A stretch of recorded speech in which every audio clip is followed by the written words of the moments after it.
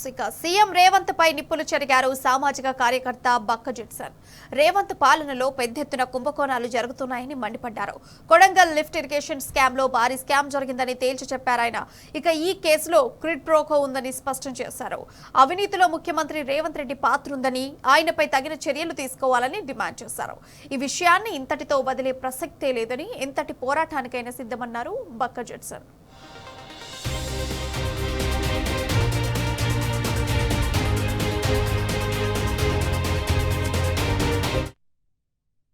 పై ఈడీకి ఫిర్యాదు, మేయా Krishna Reddy ED vigilance కు ఫిర్యాదు చేసినాము. ఇవాళ దాకా దానిపైన మీరు ఎందుకు చర్యలు లేవు, ఎందుకు దానిపైన ఈ రోజు వరకు యాక్షన్ తీసుకోలేదు? కాబట్టి నేను ఒకటే చెప్తున్నా, ఈరోజు ప్రభుత్వానికి మీకు నిజంగా అవినీతి పైన చిత్తశుద్ధి ఉంటే, అవినీతిని పారదోలాలని చిత్తశుద్ధి ఉంటే, మొట్టమొదటిగా మీరు అరెస్ట్ చేయవలసింది, యాక్షన్ తీసుకోవాల్సింది, కేసు బుక్ చేయవలసింది ఈ రోజు మేఘా కృష్ణారెడ్డి పైన మరియు ఈయన పైన ముఖ్యమంత్రి రేవంత్ రెడ్డి అనేటోడు ఈ స్కామ్ లా ఇమీడియట్ గా రాజీనామా చేయాలి. ఎందుకంటే క్విట్ ప్రోకో నువ్వు గట్టిగా పట్టుకున్నావు కాబట్టి, క్విట్ ప్రోకో అనేది నువ్వు గట్టిగా పట్టుకున్నావు కాబట్టి ఈ క్విట్ ప్రోకోలా నువ్వు రెడ్ హ్యాండెడ్ గా దొరికిపోయినావు, తప్పించుకునే అవకాశం లేదు.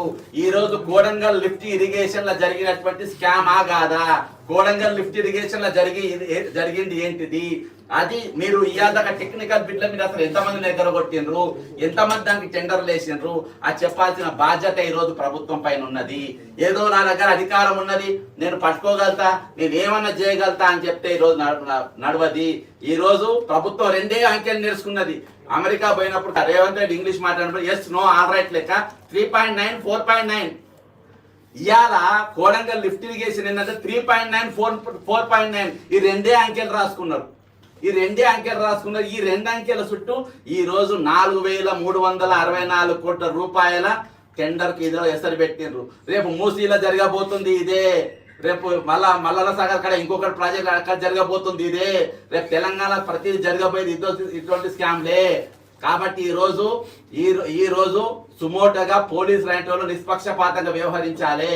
ప్రభుత్వాలకు ఒత్తిడిలకు ఈరోజు లొంగేయాల్సిన అవసరం లేదు. న్యాయం ఏదో న్యాయం పక్క నిలబడాలి.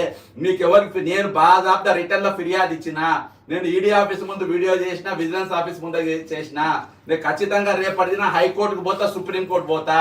దీన్ని వదిలే ప్రసక్తే ఉండదు.